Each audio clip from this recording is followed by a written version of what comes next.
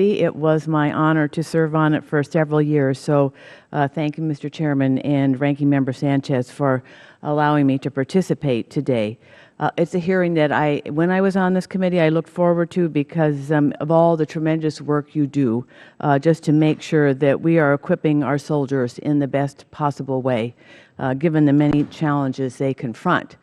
Last year, the House included language in the NDAA encouraging the continued development of body armor systems designed for women. And as noted in your testimony, General Ostrowski, the Army has led the way on this effort. I've been briefed on the new improved outer tactical vest several times. I've actually had an opportunity to try it on, and I think the improvements are tremendous. And I have to say, at the most recent briefing, among the many changes to make it easier to wear, the thing that impressed me, well, that I took the greatest concern from was that prior to the adjustments, it was very difficult for a woman who was wearing the standard issue vest to raise her arm properly in order to properly fire a rifle. So beyond the comfort issues and just be able to better distribute the weight and all of that, it's critically important as women who now comprise 15% of the military, and with the combat exclusion now moving forward, that women are adequately protected to do the task at hand. So I commend you for your work, and I'd also like to commend PEO Soldier and NATIC Soldier Systems Center for their work on developing this system. NATIC is based in my native Massachusetts, has been described by some as the crown jewel of the Army, a sentiment which I share. It certainly has led the way on body armor and other crucial life-saving equipment for our service members, such as fireproof uniforms designed to protect our soldiers from IED blasts in Afghanistan.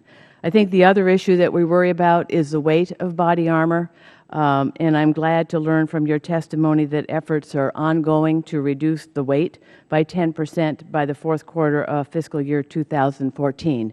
I have heard from both the RAND Corporation and representatives from NATIC that this is about all that is possible in the short term, and I'd like to thank you all for your efforts. But we know we have a lot more work to do. The tremendous weight that our soldiers bear, the musculoskeletal injuries that it causes, the impact on deployability are things we have to continue to wrestle with. These are costs we're going to bear for decades to come if we don't get a better handle on it. Several new materials are on the horizon for body armor, such as carbon nanotubes, which you alluded to, which could eventually lead to significant weight reductions of hard armor systems. But the Rand Arroyo Center found in their study last year on lightning body armor that it would take years of sustained research and development funding to achieve the breakthroughs that we need. My question is, do you have a strategy to achieve breakthroughs with new materials for body armor?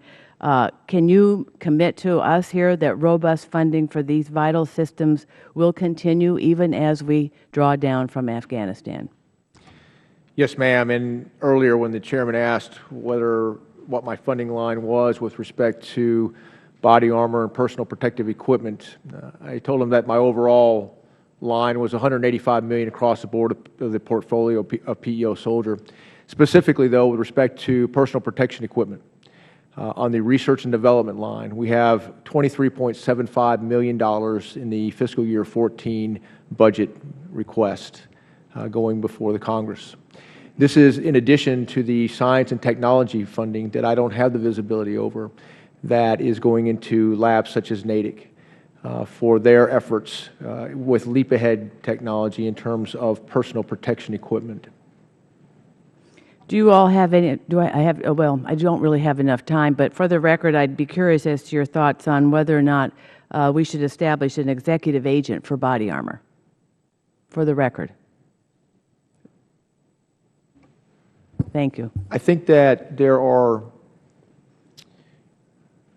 a lot of goodness with respect to the ability for the different services to have the flexibility within their mission sets. For instance, the United States Special Operations Command has very specific requirements based on their mission sets for body armor and personal protection equipment.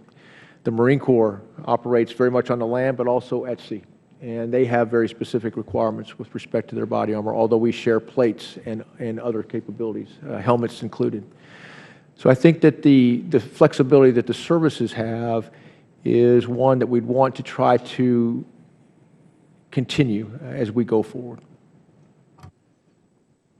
Thank you. I've run out of time. Thank you. Good. Very good. We're turning to our second round, then beginning with Ms. Sanchez. Thank you, Mr. Chairman. A quick question.